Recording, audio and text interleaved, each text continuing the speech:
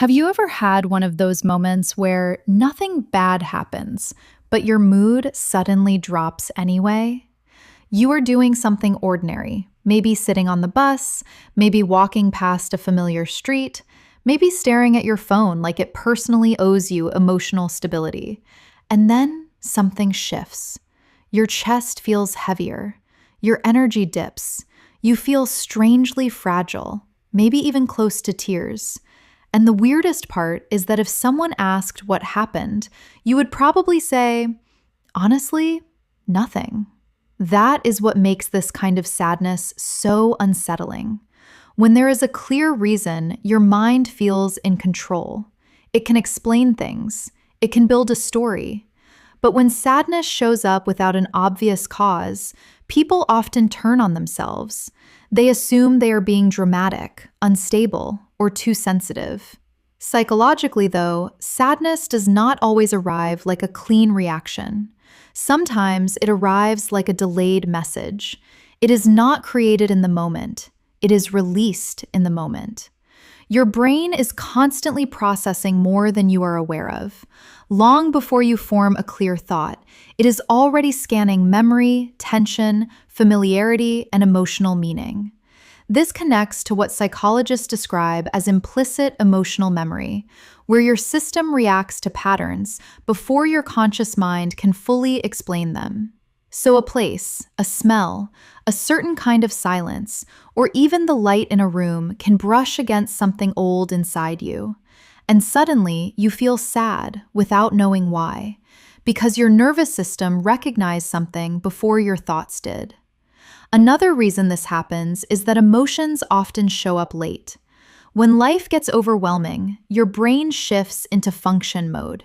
It says, no time to process this right now. We have things to do. So you keep going.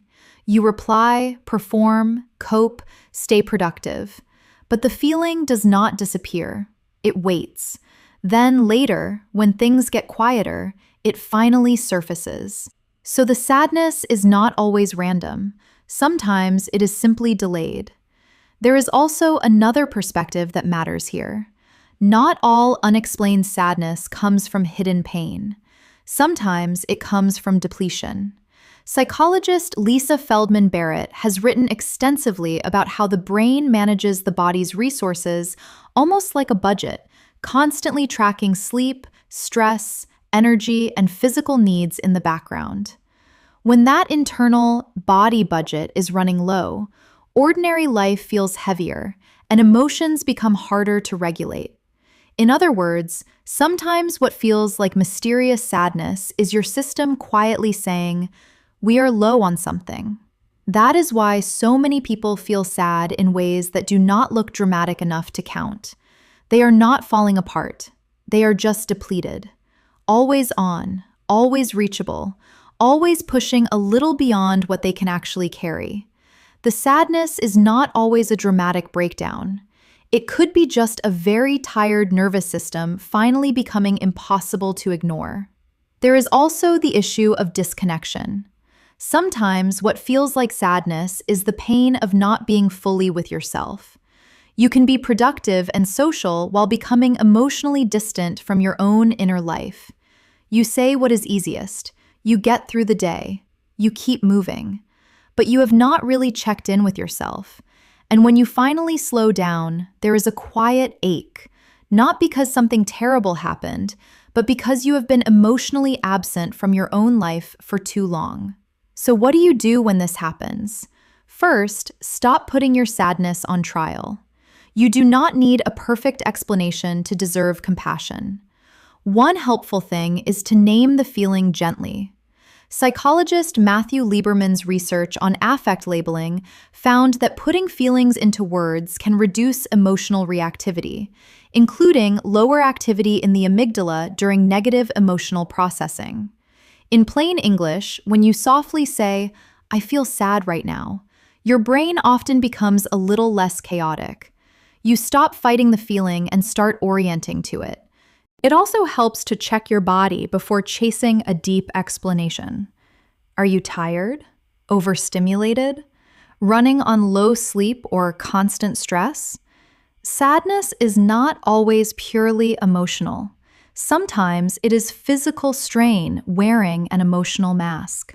And then there is the hardest part, letting the feeling exist without trying to fix it immediately. You do not always need to solve sadness in the moment. Sometimes you just need to hold it without shame, to say, something feels heavy in me right now, and that is okay. Emotions often pass more gently when they are acknowledged instead of interrogated. Of course, if this kind of sadness happens frequently, lasts a long time, or starts interfering with daily life, it may be worth taking more seriously. It can sometimes be linked to burnout, unresolved grief, anxiety, or depression, and support can help. There is nothing weak about taking your inner life seriously. Maybe that is the deeper perspective here. Feeling sad for no reason does not always mean you are broken. It means your system is honest before your mind is ready to understand it. It means you have been carrying more than you realized. It means a quieter part of you is finally asking to be noticed. So the next time sadness shows up in an ordinary moment, maybe do not rush to judge it. Pause. Get curious. Listen. Not every feeling arrives with an explanation, but that does not make it any less real. Learning to meet yourself in those unexplained moments is where real emotional maturity begins. If this felt familiar, write, "I felt this too," in the comments. And if you know someone who needed this, share it to them. Thanks for watching. See you in the next one.